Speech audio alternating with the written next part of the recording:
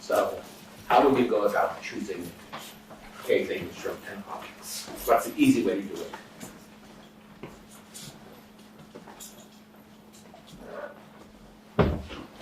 Choose them one at a time. So n objects. N ways to choose first thing.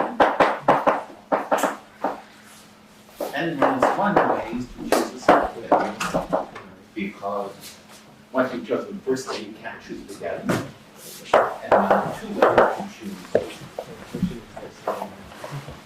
third thing. Eventually, n minus k ways to choose it.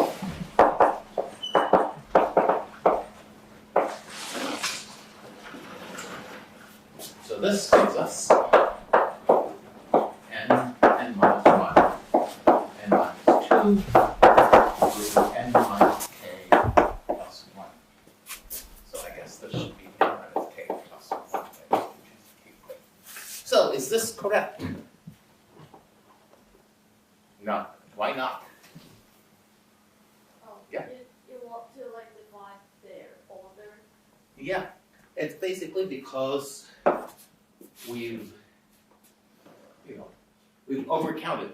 I mean, if you had a set of 1, 2, 3, 4, 5, we could choose 3 and then 4, or we could also choose 4 and then 3, and these 2 ways will give us the same set. So what we need to do is we need to divide by the number of ways of getting each of these objects, and that's k factorial because we could have gotten them in any order. So we divide by n by k. So this is n choose k is equal to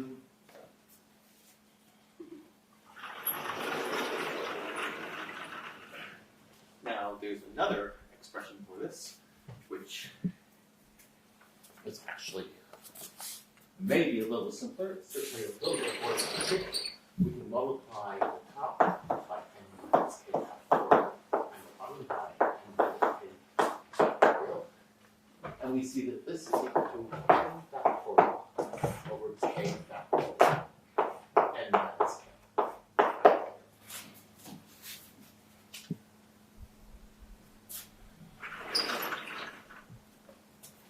Now, one of the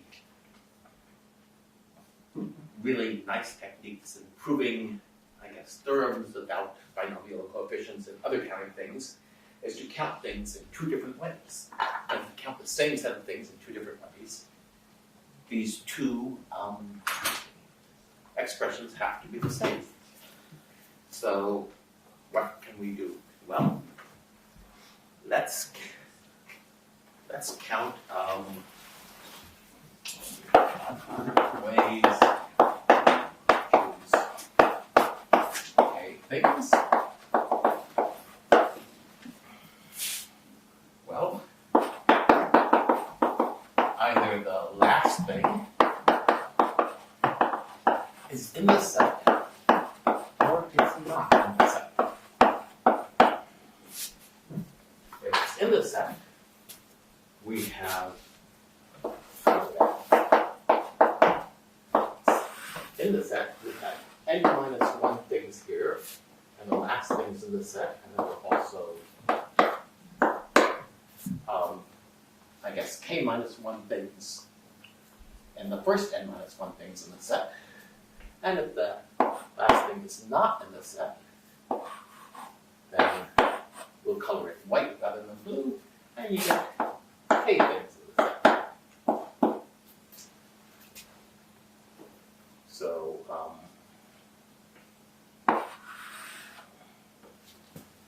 So what's the number of ways of choosing k minus 1 things out of n minus 1 things? Yeah? K minus 1 choose 0. Yeah, exactly.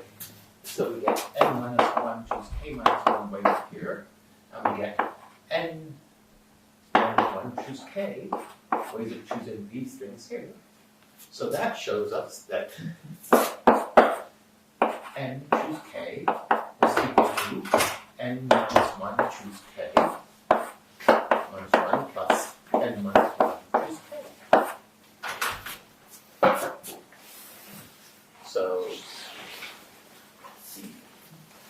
So we got this expression by counting the number of ways of choosing k things out of n in two different ways. First, we colored one of them and then did the, used induction. And the other way is we just proved the binomial coefficient and choose k. So counting things in two different ways can give you a theorem. And in fact, it can give you very deep theorems, which, as well as relatively easy theorems. And there's this beautiful proof of Cayley's tree theorem in the notes, which depends on counting things in two different ways, and I will eventually get to it, probably not until next class. So, what do I want to say now? Yeah. This is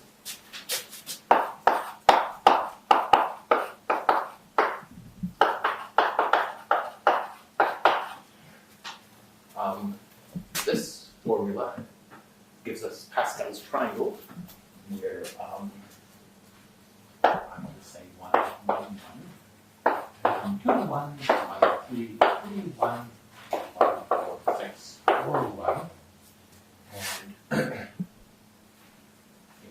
if this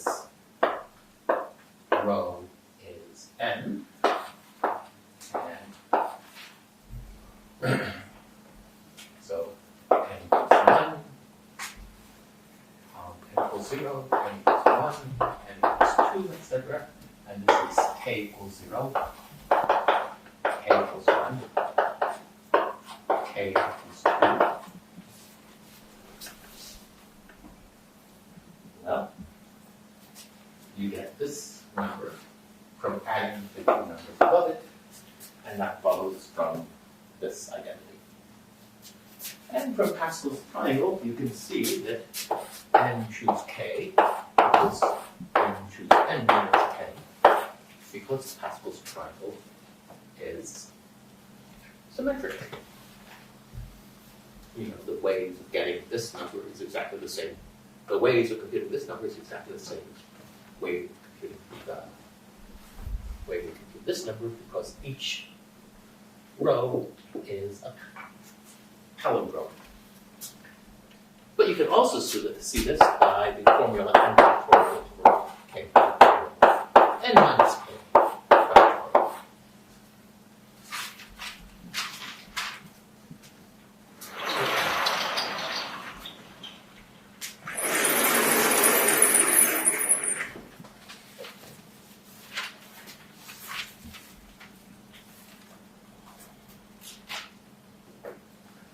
Okay, so multinomial coefficients.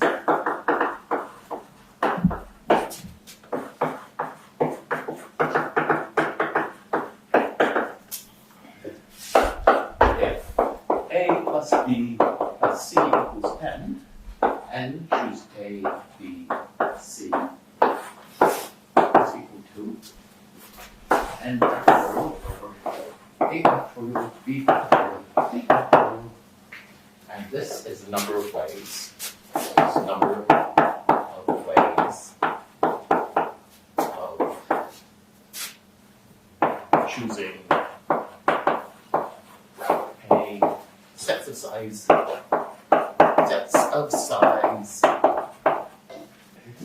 of size A, B, C from n ways. And these sets are labeled, but the things within the sets are, things within the sets are interchangeable. So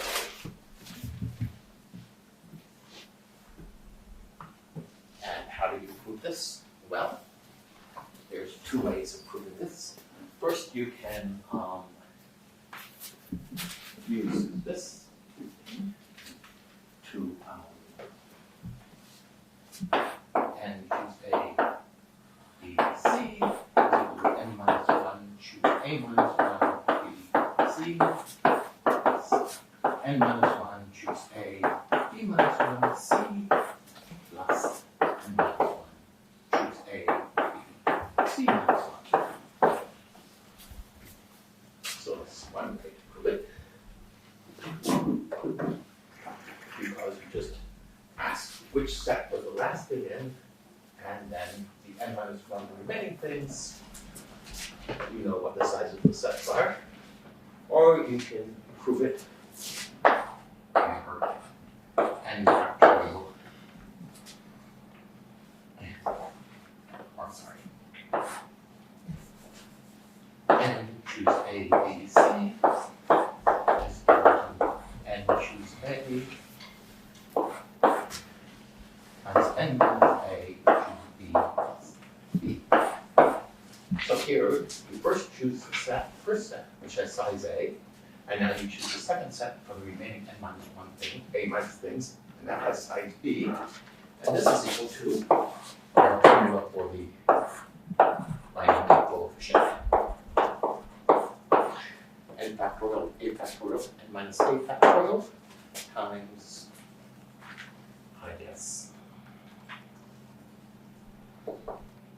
n minus A is B plus C, so B plus C factorial over B factorial C factorial. And now remember that B plus C was n minus A, so these two terms cancel, and you get n factorial, A factorial, B factorial, C factorial. And of course, there's no reason that you would need to stop with 3 sets.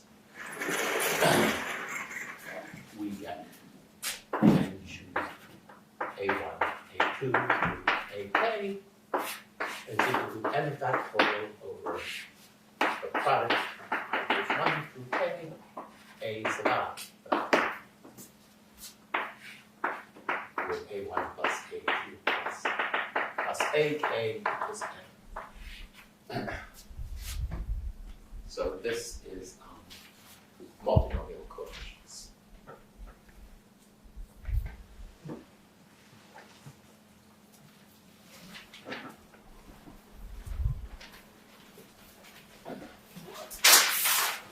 Oops.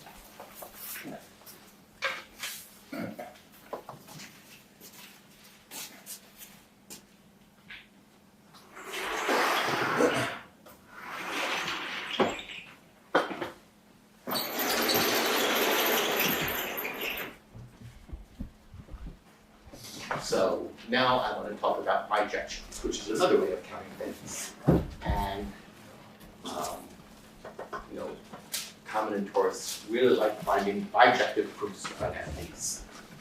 Although these are not necessarily the easiest proofs. So, but often they are. It's a bijection. The function is bijection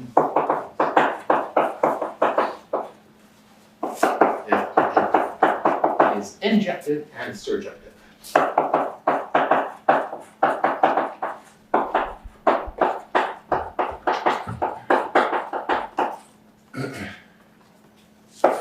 I guess A to B, where A and B are sets of things.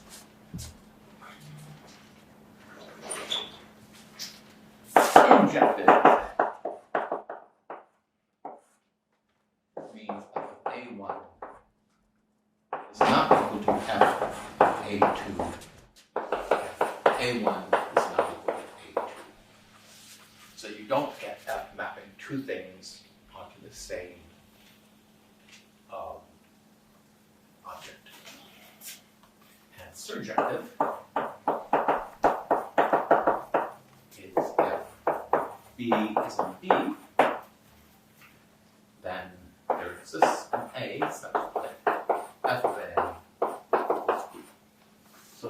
injective means that everything in B is in the range of F.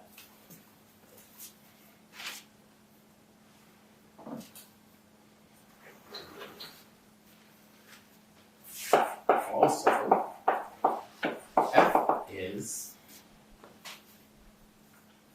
a bijection. If only if F has an inverse G. Now for inverse, we use F of G of A equals A, and G of F of B equals B.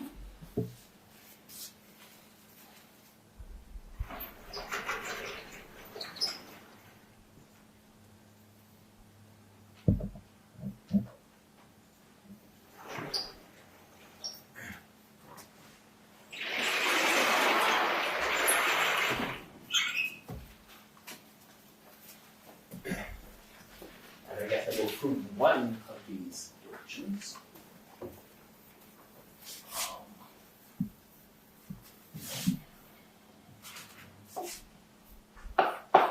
If F has an inverse,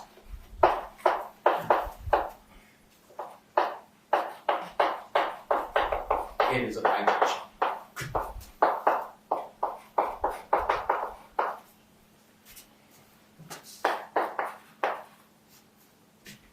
So what we need to prove is that it's injective and it's surjective.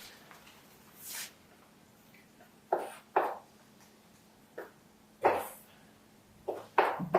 of A1 equals F of A2, then G of F of A1 equals G of F of A2.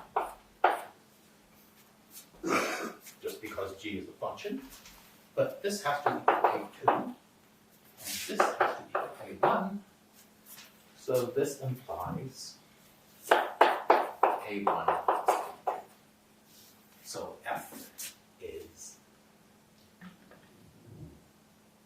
injective. And now B is in the range of F. F of G of B equals B. So there's an element that maps onto B, so it's very surjective.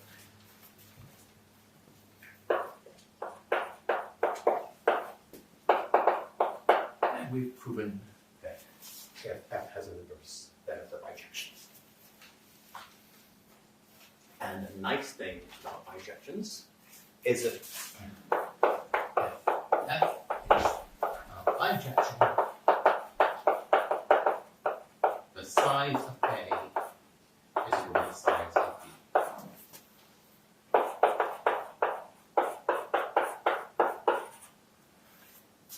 And so if we counted the things in A, then we will also have counted the things in B. And we will see several examples of this today. And the first one I want to show you, is another thing with binomial coefficients. Let's see.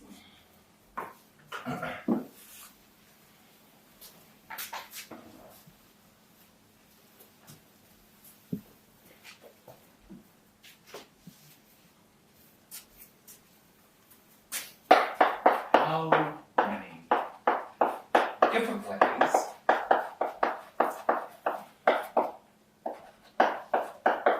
of coloring are okay?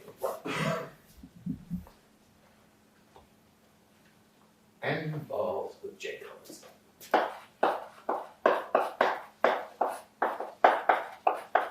And I should tell you what I mean by different here.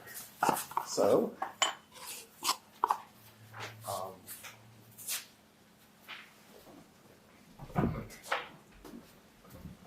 let's do an example.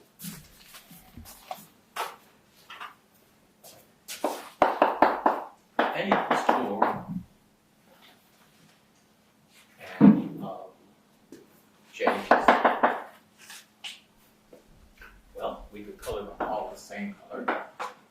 I want to claim that there's only one way of doing that. So, or rather, for each color, there's only one way of doing that. So there are 3 ways total.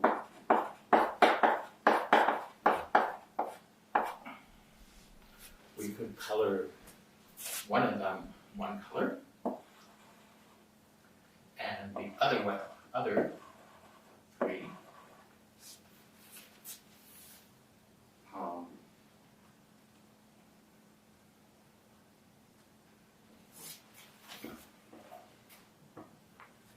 one of them one color, and the other 3 another color.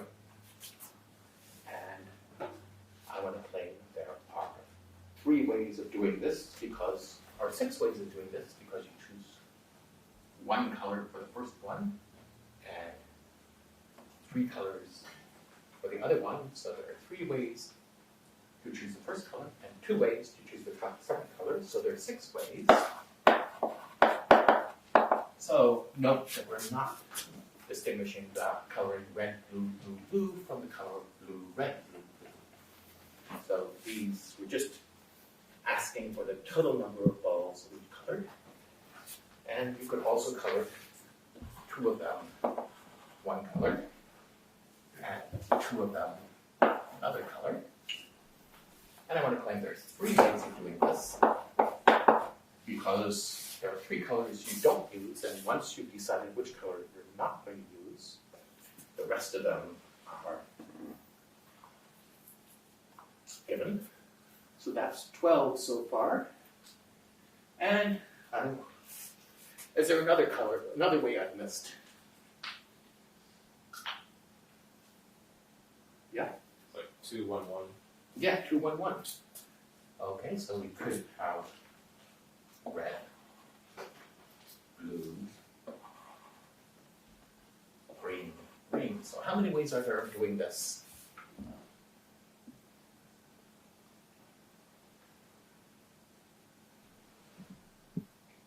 Yeah? There are 3 ways to just choose which color will be 2. Yeah, there are 3 ways because once you've chosen which color, you're going to make 2 balls, then the rest is set. So there are 3 ways. And if we add this up, we get 15. And 15 just happens to be equal to 5 choose 2. And, you know, just from this one example, it might be a coincidence, but you can try a whole bunch of other examples, and it always works out to be a binomial coefficient. So it turns out not to be a coincidence. It's a theorem that we'd like to prove. And 5 choose 2 is a number of ways of choosing 2 things out of 5 things. So how can we take these colorings of balls and turn it into finding a subset of 2 things out of 5 things? And this is actually a fairly clever bijection, so I'm not going to ask you to figure it out.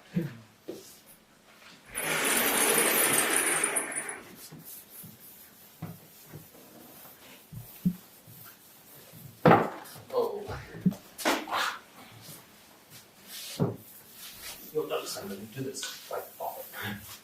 Rock racers. So let's pick one of these. Maybe we should pick 2 of them. Pick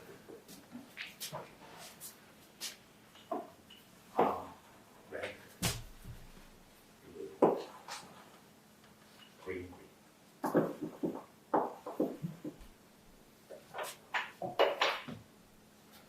So first step in bijection. Order balls with some fixed ordering, and in this case, it will be red, blue, green. Okay, second step is insert the orders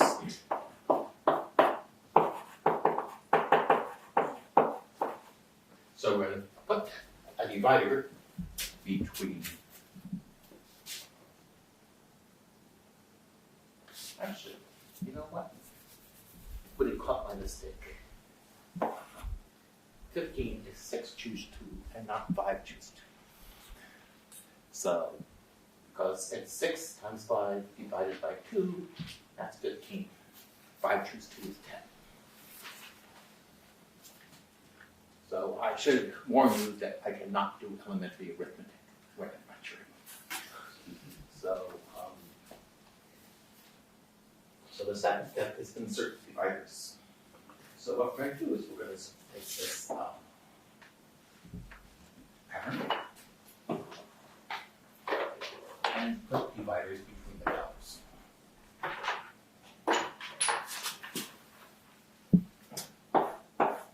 So, okay, now I want to claim the third step is in these colors.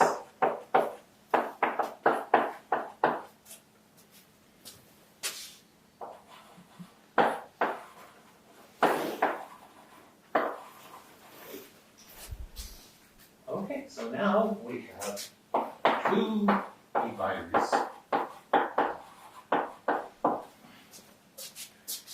in 6 things because we had 4 balls and 2 dividers.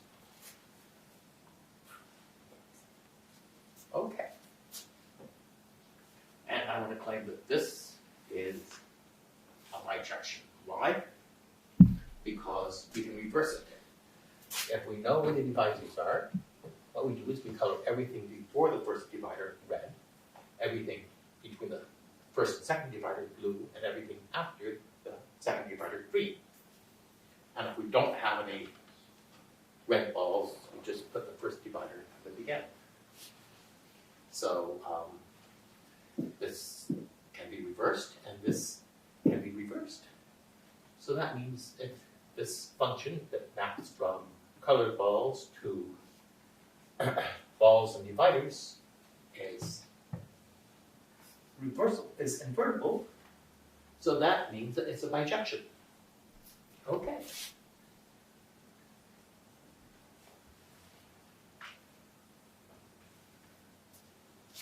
Okay, so that means that the number of maybe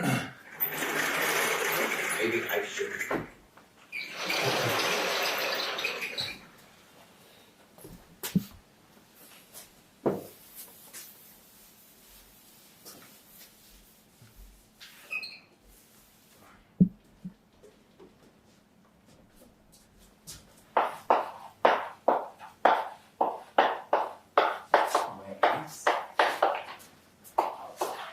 coloring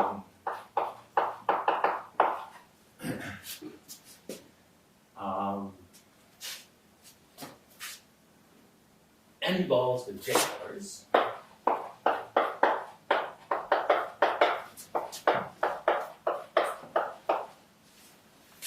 So how many dividers do we use?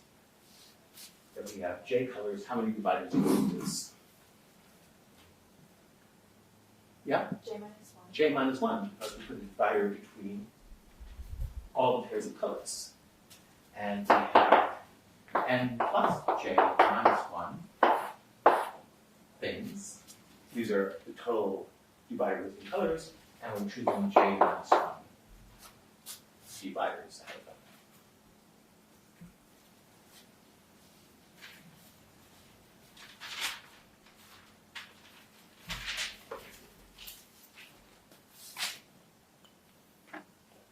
Okay, so that is a really so this shows proofs by bijection, and this is not a completely trivial one. And I want to claim that there are other ways you could have done this, but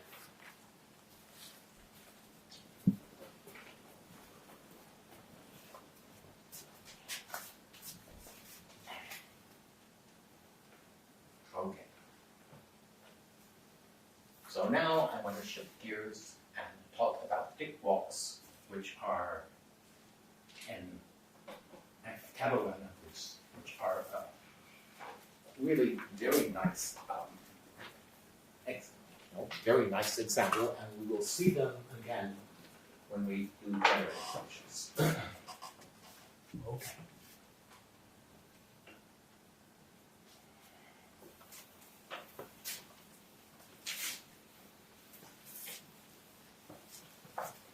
First, let's define.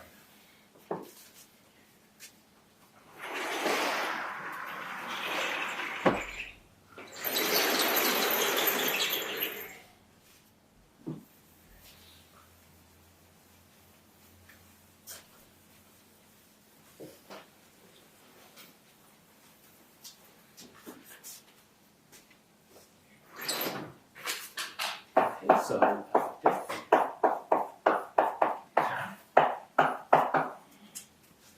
is a path from coordinate 0, 0 to 2n 0. And I guess I should call that a path of length 2n. And each step is plus or minus 1, or each step is 1 comma plus or minus 1, and it's always above this axis. And that's, and further, number of Dyck paths length 2n is C sub n, the nth Catalan number.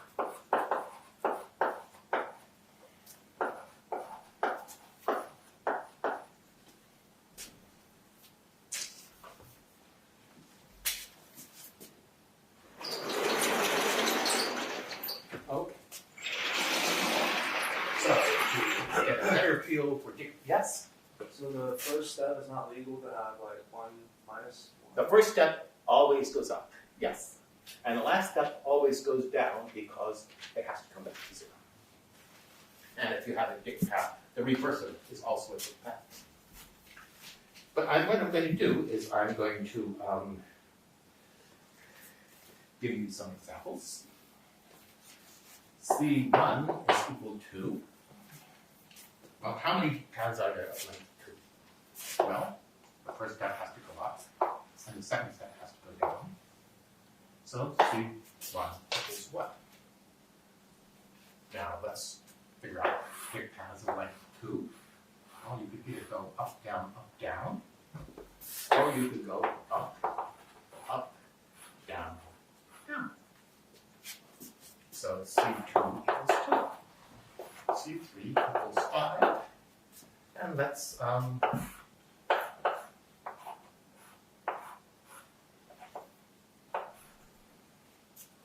okay, so we have that one.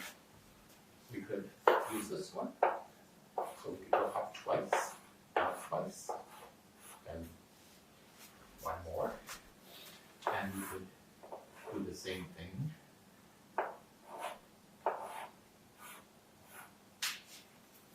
And we could also go up 3 and down 3.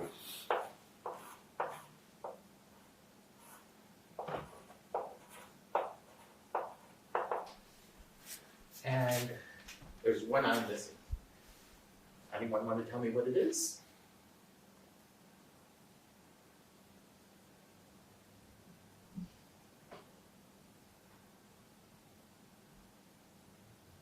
Yeah? Up, down, down. Yeah. Very good.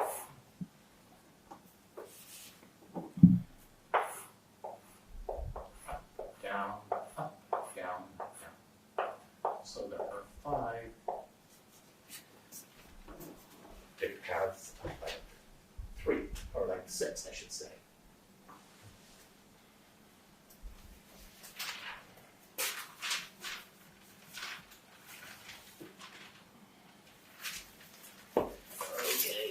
not write these.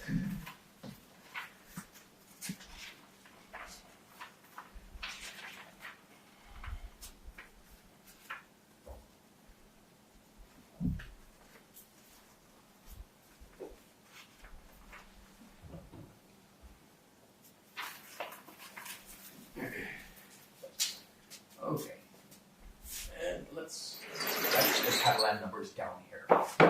Catalan numbers, 1, 2,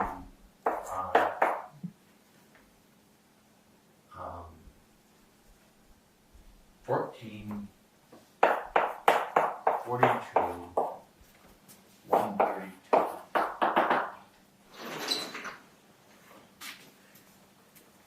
And we do not have to memorize this. Although maybe you should memorize. I mean, we're going to be doing a lot of stuff with Catalan numbers, so maybe you should memorize the first 3 or 4 in the sequence. Okay. So Richard Stanley was a professor at MIT before he retired. He was a combinatorist, and he came up with something like 200 things that are counted by the Catalan numbers. So there are really a lot of, I mean, they really appear all over mathematics. And is there a pattern relating them to the end? yes, there is, and we will get to that eventually. But the first thing I'm going to do is tell you 2 more things that are counted by Catalan numbers.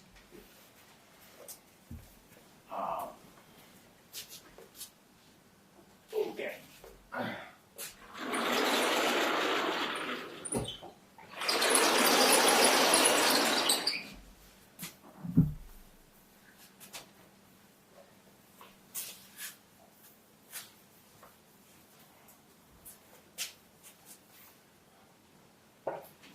So there are plane trees.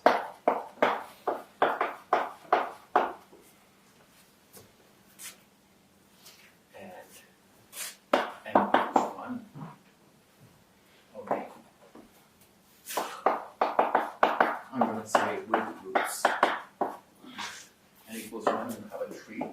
And there's only one way you can draw a tree, really. N equals 2. Well, there are 2 ways you can draw a tree. 3 nodes. So that's 1, 2, just like that. And equals 3. So let's see. We could draw a tree like this. We could draw a tree that looks like this. We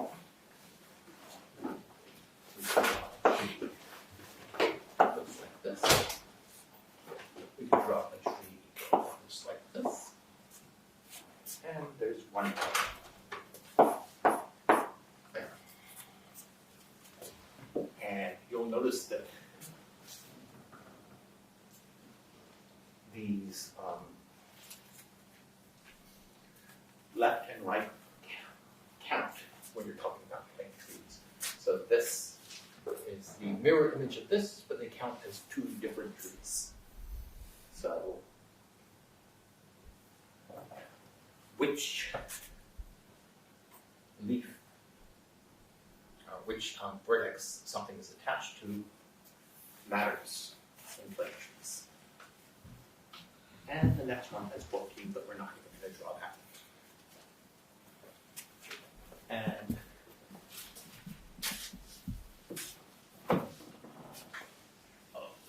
let's do it up here.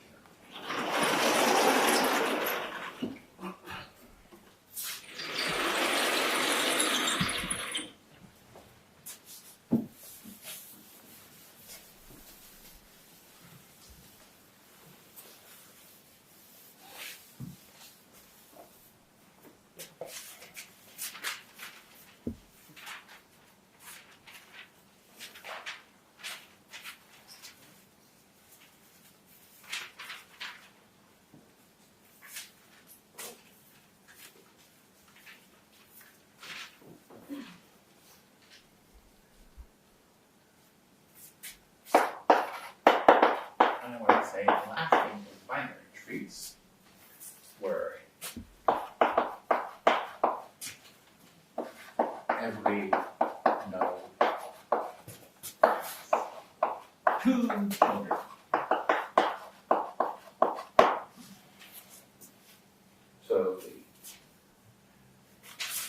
So n equals 1.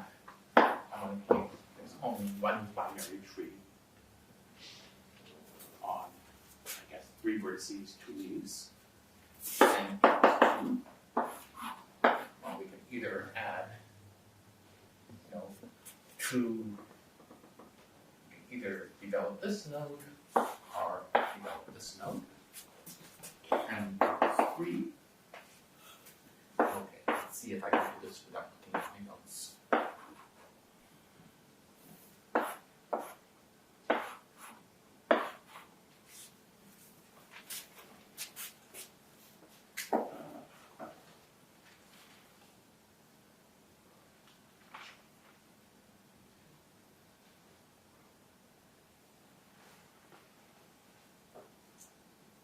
Okay, I have to look at my notes.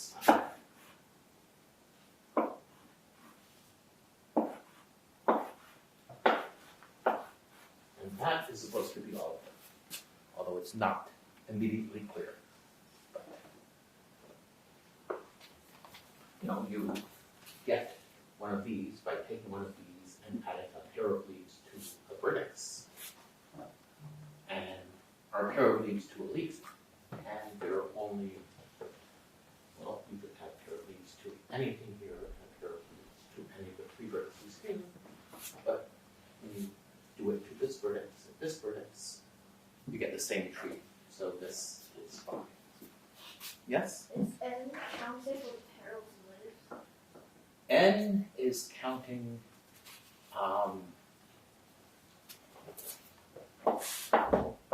N is the number of non-leaf nodes,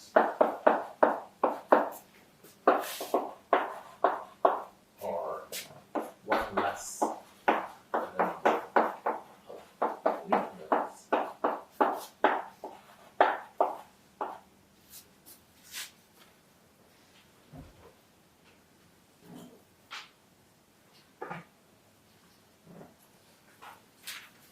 And you can prove that every tree has 1 more leaf node than anterior node because, this is true for n equals 1. And n equals 2, you replace a leaf with an anterior node and 2 more leaves. So you preserve the number of leaf nodes minus non-leaf nodes. So for binary trees, every node, the number of non-leaf nodes is 1 fewer than the number of leaf nodes. Okay. What was n in the plane tree case? The number of edges, or? N is the number of edges, yeah.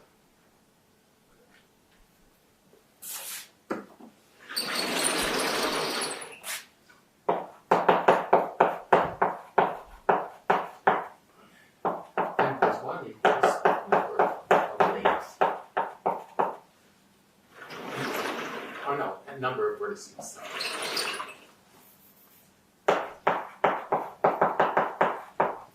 And you can similarly prove that a tree always has 1 more vertex than edge.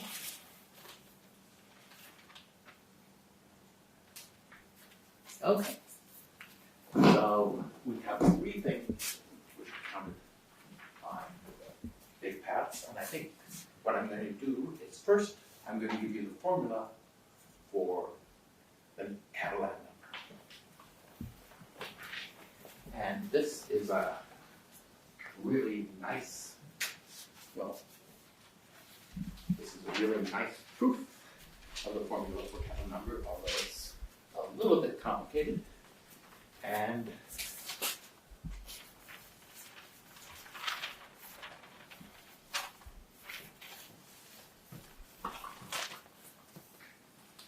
we will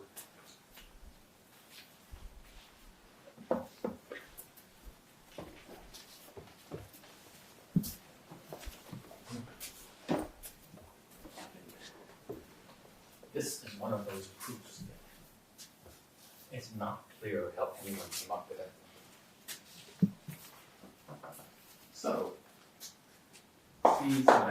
equal to 1 over n plus 1, 2n choosing. So that's the formula for the number of Catalan numbers. So let's try it for n equals 3. N equals 3. Well, let's try it for n equals 2.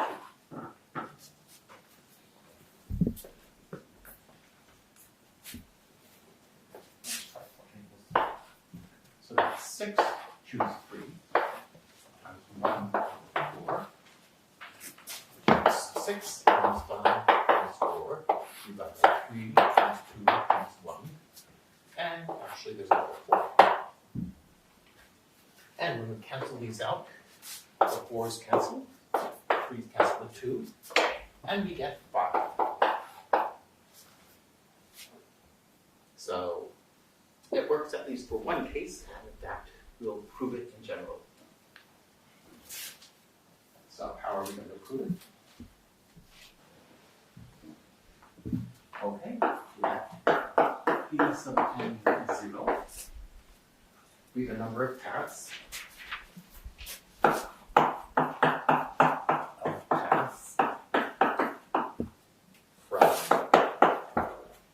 0, 0 to n. 0. So this is all paths from 0, 0 to n 0. Okay. B sub n be set of pitfalls from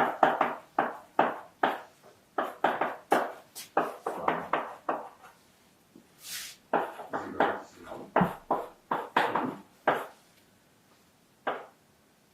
to n.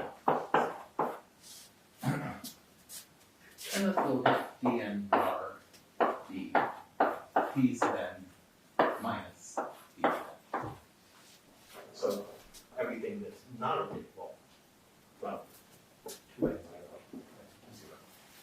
And what we're going to do is we will count the number of things in dn bar. And now, to get the number of pitfalls, we just take the number of paths and subtract dn bar, and we get dn. So can someone tell me what the number of paths is from 0, 0 to 2n 0?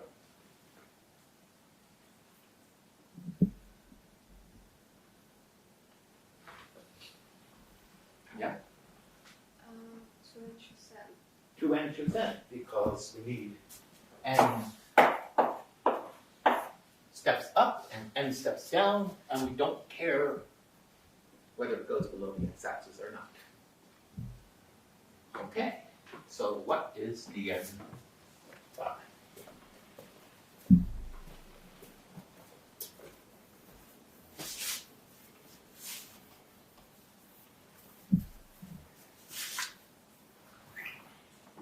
Well, let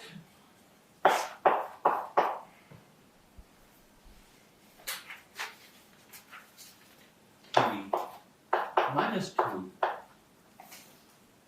n be paths from 0, 0 to 2n minus 2.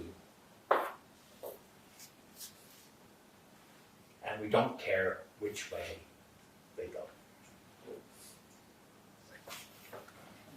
So you should,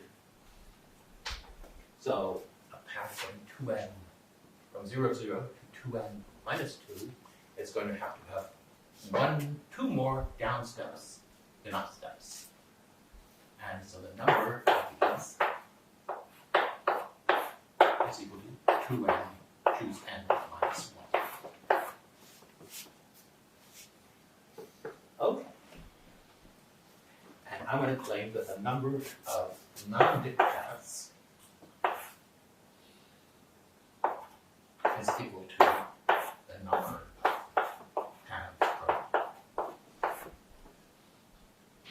0, 0 to 2n minus 2. And that will give us the Catalan number when we subtract. And why don't I show you that first? Because that's pretty straightforward.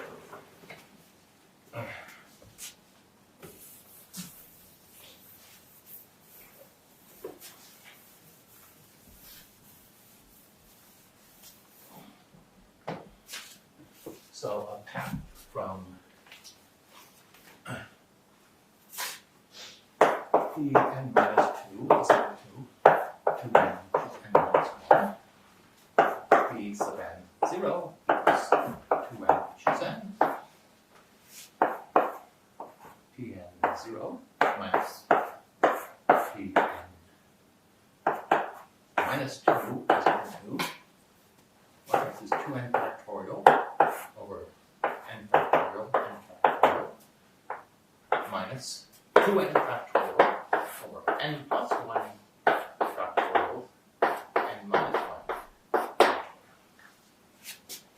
is equal to, well, this is just 2n choose n, and this, if we take 2n choose n and multiply in the denominator by n plus 1 and the numerator by n, we get this thing.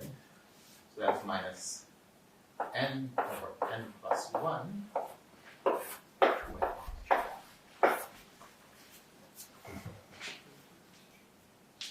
And you see, when we multiply by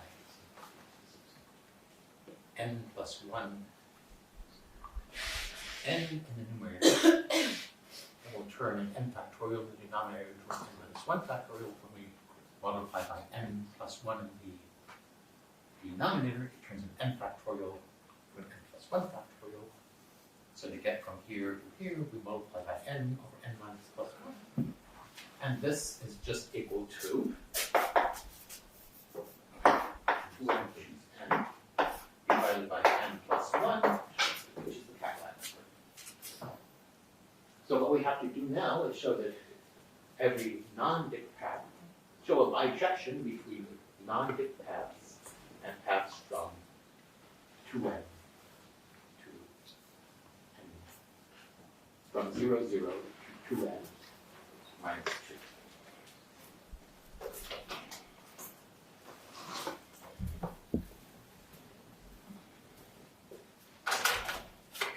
And this, I think, the best way of doing it is best way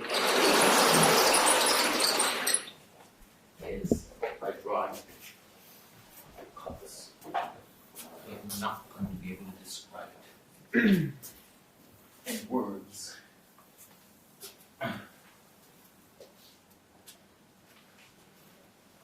Okay. So we have a path here, and it starts at 0, and it goes up, down, down, up, down, maybe. And at some point, it has to go below the x-axis because it has to end up at minus 2. And which is why it's not in a Dyck path.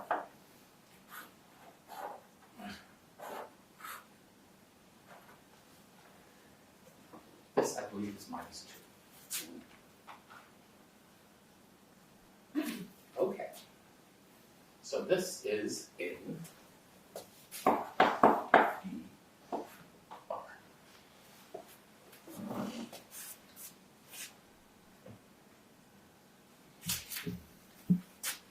I guess D bar 6 if it makes any difference. Okay, so what are we going to do? What we're going to do is we're going to take the line x equals minus 1.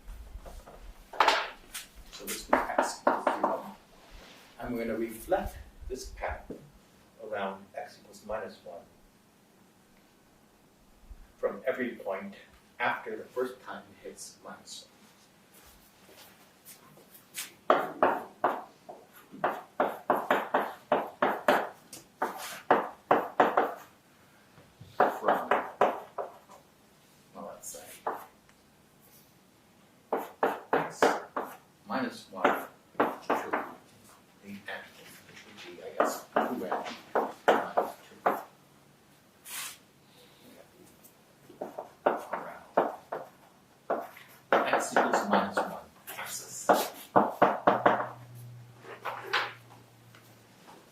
let's reduce it.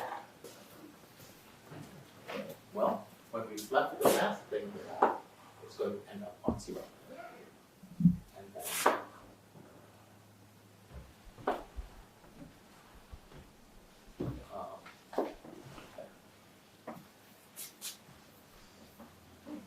okay, so now I want to claim this is a non-Dyck path. So why is it a non-Dyck path? Well, I mean, we have a point on it that is x equals -1, so it has to be a non-Dyck path because it goes below the x-axis. And it is a path from 0 to 2n, when every step up, either up or down, so it is in Pn of 0. And I want to claim this is a bijection between non-Dyck paths and paths from 0 to 2n minus 2.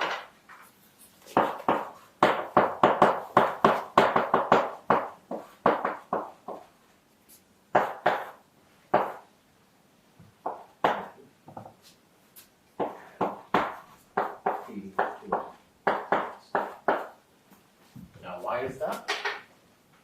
Well, I mean, if you have a path from here, well, if you have a path from 0 to 2n minus 2, you take this point, which is the first point that hits the line equals -1, and you reflect it around this axis, and you get a unique path. On the other hand, if you have a path from x equals 0 to x equals 2n that goes below the x-axis, you can take the first time it hits the x equals -1 line, and you end up this function. So it's a function f, which has an inverse g, so it's a bijection. Okay, and the number of paths from x equals 0 to x equals -2 are indeed 2n factorial and plus 1 factorial and minus 1 factorial. So this shows that the number of non-Dyck paths is the right number. So that shows that the number of Dyck paths is the Catalan number. So that's our bijection. Alright, that's our proof that Dyck paths are counted by Catalan numbers. So I want to say, how would you ever find this proof? And I really don't know. However, if you wait a couple of weeks, we will be doing generating functions, and generating functions is a completely straightforward way of figuring out the formula for the Catalan number, although it's actually not as nice and easy as this. It involves some calculations.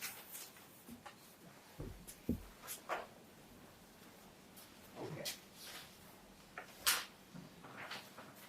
And now the next thing I want to show is a bijection between binary trees and Dyck paths.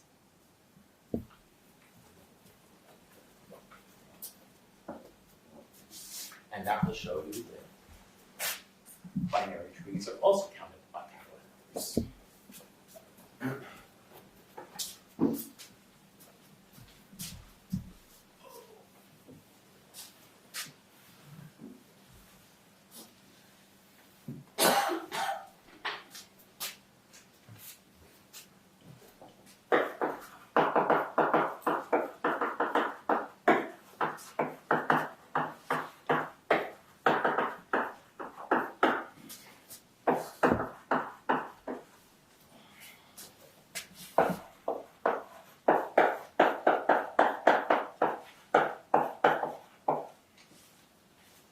Okay, so how does this work?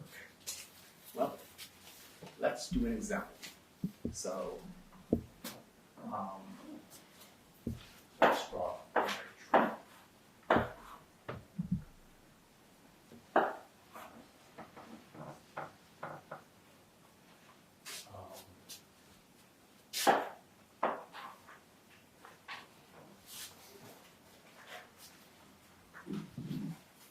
this is a binary tree.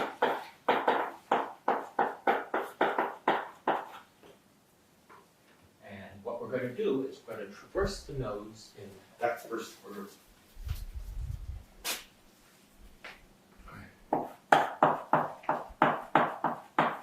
Nodes. Down. Order.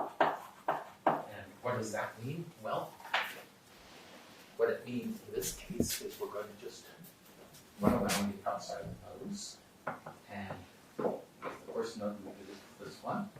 This is the second node we visit. This is the third node we visit. I'm going to go back, go down, and go up, and this is the fourth node we visit. So we're only counting the first time we visit a node. This is 5, 6. Okay, and now we go down, back down, and up here. This is the 7th node, 8th node, 9th node, 10th node, 11th. Okay. So what do we do with these things?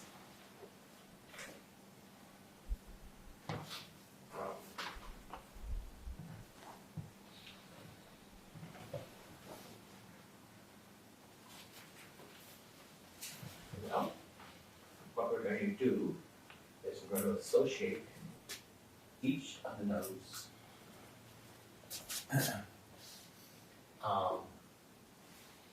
interior node, we'll call it a plus, and a leaf, we'll call it a minus. So what is this? This is 1, 2, 3, 4, 5, 6, 7, 8, 9, 10, 11. And 1 and 2 are both pluses because they're interior nodes. 3 is a minus. 4 is a plus. 5 is a minus, and 6 is a minus. 7 is a plus, 8 is a minus. 9 is a plus, 10 and 11 are minuses. Okay. And what we do is we use this for a Dyck path. We go up when it's plus and down when it's a minus.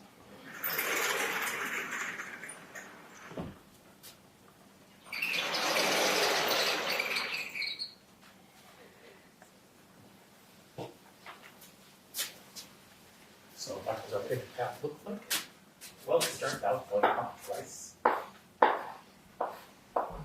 And now we go down, and up, and down, and down. And now we go up. 1 plus minus minus plus minus plus minus minus. So remember, there was always one more interior node, one more leaf than interior node. So this always ends up at 2n plus 1 minus 1. This starts at 6. But the last step has to be a leaf, so the last step has to be down. So we just ignore this last step, and the Dyck path is here.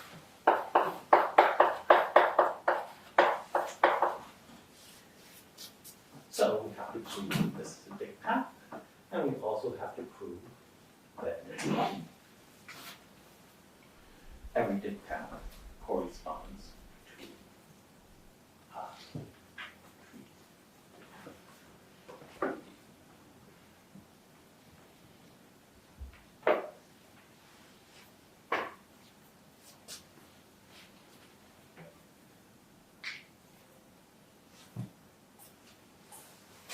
Okay. So why is this a Dyck path? Well,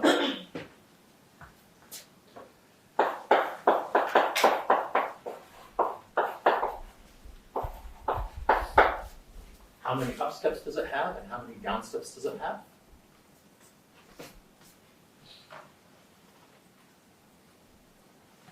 So there are 2n plus 1 leaves, or rather n plus 1 leaves and n interior nodes, but we're ignoring the last step.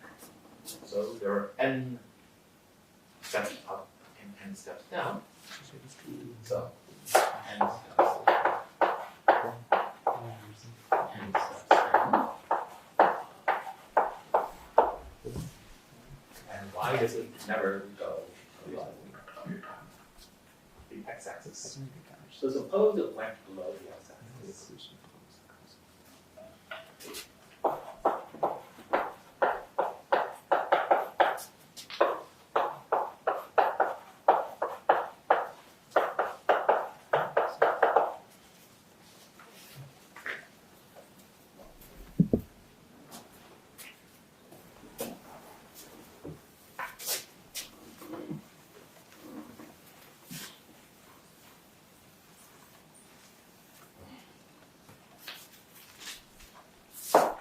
Look at the tree and just nodes. Well, just the node up to the point where it goes to -1.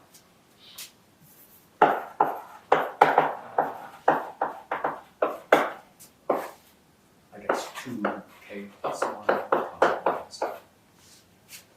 Well,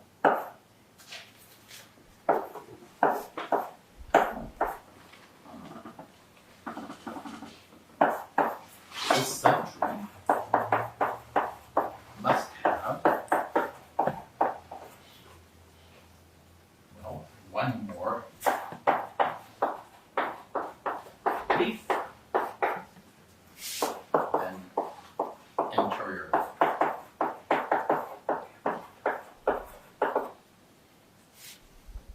Okay, so it has one more leaf than interior node.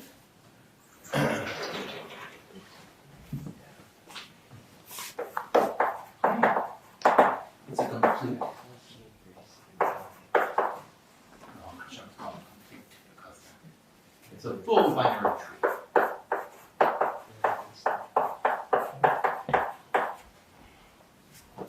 Because, basically if you take a tree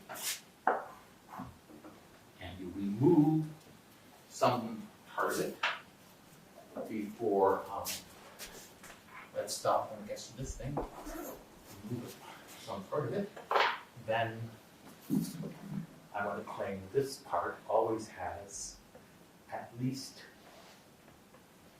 as many leaves as interior leaves. Why? Well,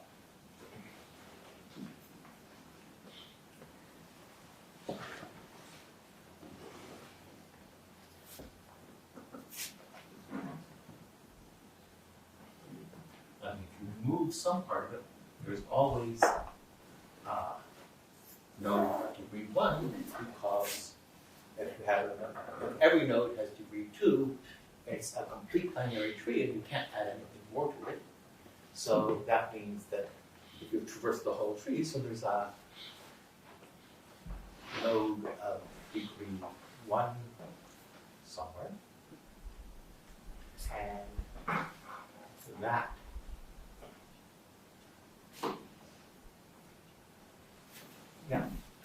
I mean, well, there's either an interior node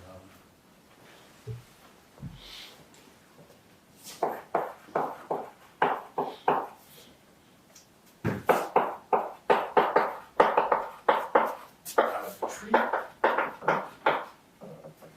either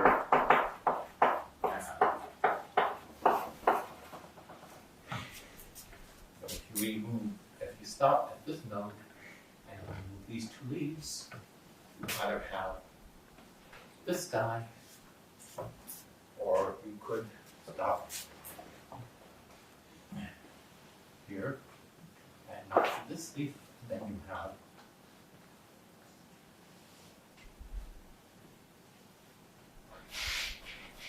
this guy, which is just has degree 1. So if you stop early, you'll always have more interior nodes than leaves. And that means you haven't actually gotten to that yet. So if you take a tree, then it's a big path.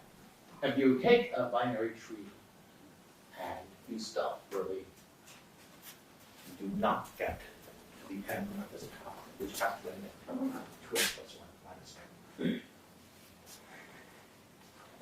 So that was a little bit hand-wavy, but you can go home and figure it out if you want. And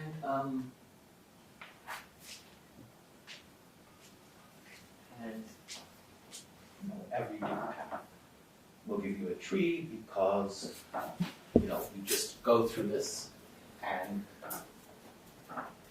you put a plus 1. If it's a plus 1, you put 2 nodes on. If it's a minus 1, you put leaves on, and eventually you will get a tree. But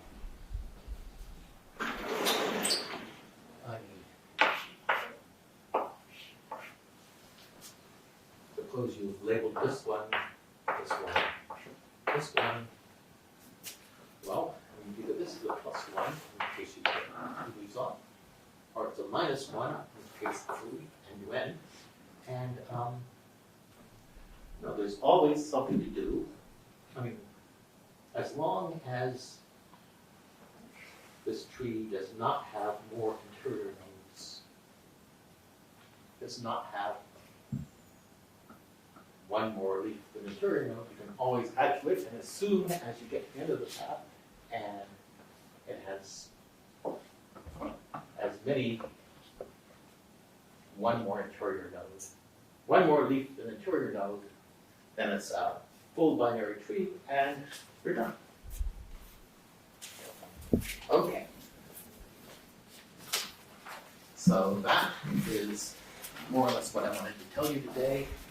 I also wanted to tell you what Stirling's formula was, but well, I'll just give it to you. And we can talk about that more next time. Okay, I have time. So n factorial is equal to approximately 2i n over e.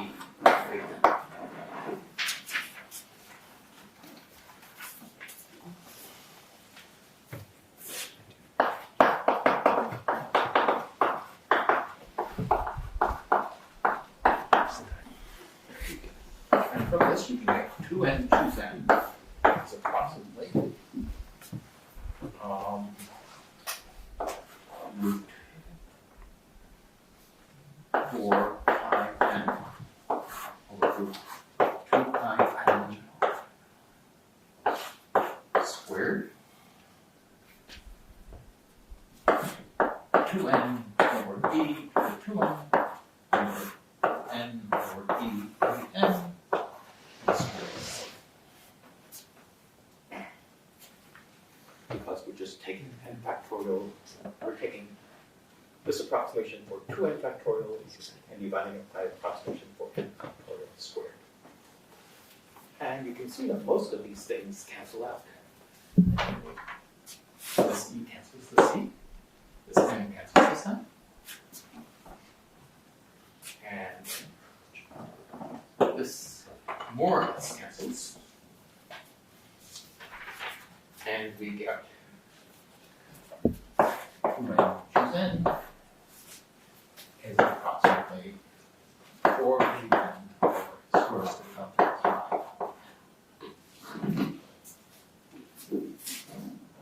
And that tells us that c sub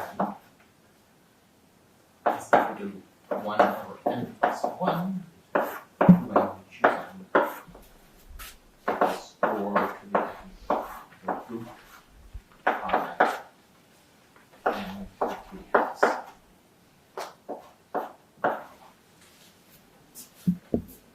Okay.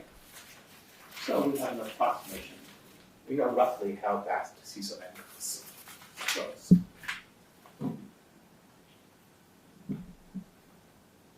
Okay, so next time I will do more examples of counting things. Any questions?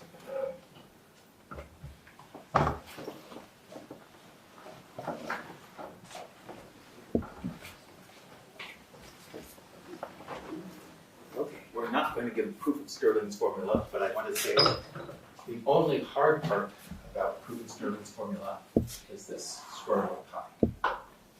Everything else, well, I guess the square root of 2 pi. Everything else is can be done with elementary calculus or elementary probability. But the root pi, knowing that this constant is root pi, is tricky. Okay, thanks.